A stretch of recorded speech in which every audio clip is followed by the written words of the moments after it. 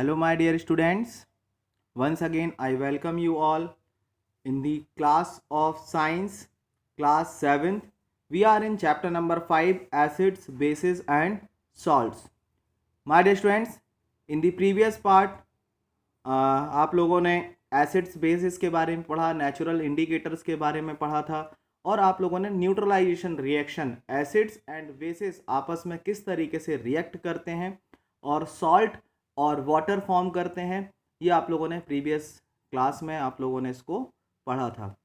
Now today we have to learn about some more important content about the neutralization reaction. My dear students, in the previous class, you have learned about what happens when an acid is mixed with a base. When acid mixed with a base, what happens? They neutralize each other. ये दोनों अपने एक दूसरे को क्या कर देते हैं? एसिड और बेस एक दूसरे के इफेक्ट्स को न्यूट्रलाइज करते हैं और सॉल्ट और वाटर बना लेते हैं, प्रोड्यूस करते हैं. और इन दोनों के बीच की जो रिएक्शन होती है, एसिड और बेस के बीच में जो रिएक्शन होती है, उसको हम लोग न्यूट्रलाइजेशन रिएक्शन कहते हैं. Now today we have to learn about neutralization in everyday life. हमारी लाइफ में न्यूट्रलाइजेशन रिएक्शन का किस तरीके से इम्पोर्टेंस है, इसके बारे में हम लोग पढ़ेंगे. Neutralization in everyday life. Indigestion. My dear students, आप लोगों ने चैप्टर नंबर 2 में ह्यूमन डाइजेस्टिव सिस्टम में पढ़ा है कि हमारा जो स्टमक्स हैं, जो हमारे स्मॉल इंटेस्टाइन हैं, ये एसिडिक नेचर के सब्सटेंसेस को रिलीज़ करते हैं. बाइल जूस रिलीज़ करते हैं, हाइड्रोक्लोरिक एसिड हमारे स्टमक में रिलीज़ होता है.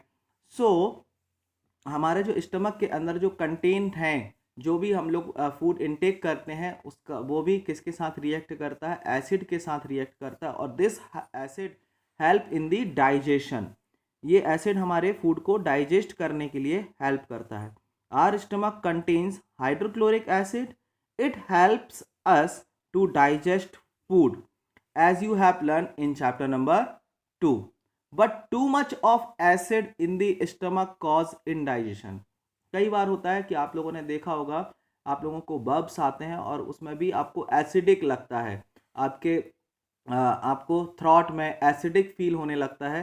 तो इसका मतलब क्या है? जब ज़्यादा मात्रा में, जब ज़्यादा अमाउंट में एसिड आपके स्टमक में प्रोड्यूस होता है, तब आप लोगों को बब्स आते हैं और वो कैसे होते हैं? एसिडिक होते हैं. और ये इनडाइजेशन का एक कारण भी बनता है.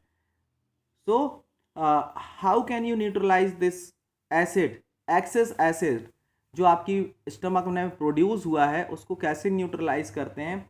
तो माय डियर स्टूडेंट्स, यहाँ पर आप लोगों को दिया हुआ है, देखिए यहाँ पर.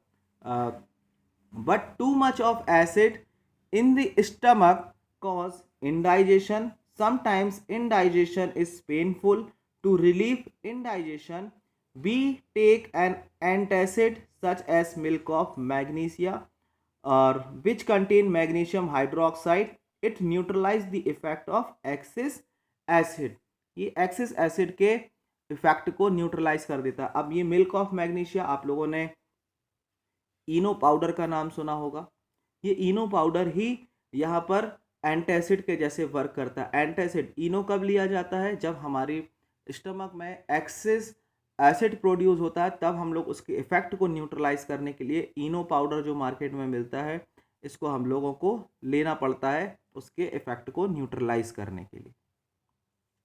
तो आई होप आप लोगों को ये न्यूट्रलाइजेशन का हमारी लाइफ में, इंडाइजेशन में आप लोगों को समझ में आया होगा. Similarly ant bite. When an ant bite, कई बार आप लोगों को चींटी काटी होगी. It inject the acidic liquid into the skin. ये हमारी स्किन में क्या कर देते हैं? एसिडिक लिक्विड को इंजेक्ट कर देते हैं. उस एसिड का नेम क्या है? Formic acid. Formic acid, ant bite जो होती है उसमें फॉर्मिक एसिड होता है, और वो हमारी जैसे ही स्किन के अंदर इंजेक्ट हो जाता है, वो आप लोगों ने देखा होगा कि आप लोगों को ईचिंग होने लगती है, वहाँ पर रेडनेस आ जाती है. वो किसके कारण होता है? वो उस एसिड के कारण होता है. So the effect of the acid can be neutralise by rubbing moist baking soda. जो आप लोगों के घरों में बेकिंग सोडा होता है, अगर आप उसको थोड़ा सा ले करके जहाँ पर आंट वाइट किया है आपको, आप उस जगह पर रब रब कर देंगे तो वो एसिड के इफेक्ट को न्यूट्रलाइज कर सकता है। और इसके लिए कौन सा सॉल्यूशन मार्केट में भी अवेलेबल होते हैं? कैलेमाइन सॉल्यूशन होता है which content zinc carbonate. Zinc carbonate is what? Basic in nature. ये जो सब्सटेंस है कैलेमाइन सॉल्यूशन और आपके जो बेकिंग सोडा है, ये आपके बेसिक नेचर के होते हैं। और आंट वाइट जो होता है क्या होता है? एसिडिक लिक्विड होता है। तो ये दोनों एक दूसरे के साथ रिएक्शन करके इन दोनों के इफेक्ट्स को न्यूट्रलाइज कर देते हैं। नेक्स्ट जो इम्पोर्टेंस है न्यूट्रलाइजेशन का हमारी लाइफ में, वो है क्या है? Soil treatment. Excess use of chemical fertilizers make the soil acidic. आप लोगों ने देखा है कि जो फार्मर्स होते हैं इस समय बहुत ज़्यादा मात्रा में फर्टिलाइजर्स का यूज़ करते हैं ताकि जो प्रोडक्शन है, जो क्रॉप है, उसको ज़्यादा मात्रा में प्रोड्यूस किया जा सके, ज़्यादा ग्रेन्स हम प्रोड्यूस कर सकें। उसके लिए वो क्या करते हैं? बहुत ज़्यादा मात्रा में केमिकल फर्टिलाइजर्स का यूज़ करते हैं, जिससे सॉइल की जो एसिड नेचर है वो एसिडिक हो जाता है। सॉइल का नेचर एसिडिक हो जाने के कारण क्या होता है? प्लांट्स उस सॉइल में बाद में ग्रो नहीं कर पाते। Plants do not grow well when soil is either too acidic और टू बेसिक। अगर एसिडिक नेचर का हो गया तो भी प्लांट्स ग्रो नहीं करेंगे, बेसिक नेचर की हो जाएगी सॉइल तो भी ग्रो नहीं करेंगे। तो हमें सॉइल का जो न्यूट्रल नेचर है उसको हमें बना करके रखना पड़ता है। इसीलिए कई बार सॉइल को ट्रीट करने के लिए हमें basis like quick lime, calcium oxide या सेलेक्ट लाइम को ऐड किया जाता है। ये बेसिक नेचर्स के होते हैं।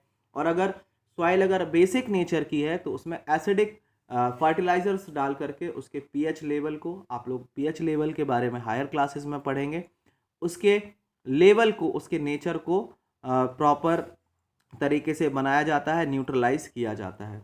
Organic matters releases acid which neutralize the basic nature of the soil. तो यहाँ पर सॉइल के ट्रीटमेंट के लिए भी न्यूट्रलाइजेशन बहुत इंपॉर्टेंट पार्ट है। Next, factory waste. The waste of many factories contain acids if they are allowed to flow into the water bodies like river, like pond. Factory से बहुत सारा वेस्ट वाटर जो निकलता है, अगर उसको डायरेक्टली आप वाटर बॉडीज में फ्लो कर देंगे, अलाउ कर देंगे, सो क्या होगा? वाटर जो है वो एसिडिक हो जाएगा और जो उसमें लिविंग ऑर्गेनिजम्स हैं लाइक प्लांट्स और जो फिशेस हैं वो क्या हो जाएंगे? डिस्ट्रॉय हो जाएंगे। क्योंकि एसिड्स का इंक्रीज हो जाना वाटर में और उस वाटर में सरवाइव करना लिविंग ऑर्गेनिजम्स नहीं कर पाते हैं। थोड़ा सा भी अगर एसिडिक नेचर में चेंज होता है उनके एटमॉस्फेयर में तो कोई भी लिविंग ऑर्गेनिजम्स सरवाइव करने में उसको प्रॉब्लम होती है। तो यहाँ पर दिया है the acids will kill fish and other organisms. The factory waste are therefore neutralized by adding basic substance. इसीलिए किसी भी वाटर बॉडीज में एसिड्स कंटेनिंग वाटर को, वेस्ट वाटर को रिलीज करने से पहले उसको न्यूट्रलाइज करना बहुत ही इम्पॉर्टेंट हो जाता है। तो these are the neutralization in everyday life, और यहाँ पर न्यूट्रलाइजेशन का बहुत ही इम्पॉर्टेंट रोल होता है। So my dear students, this is the last topic.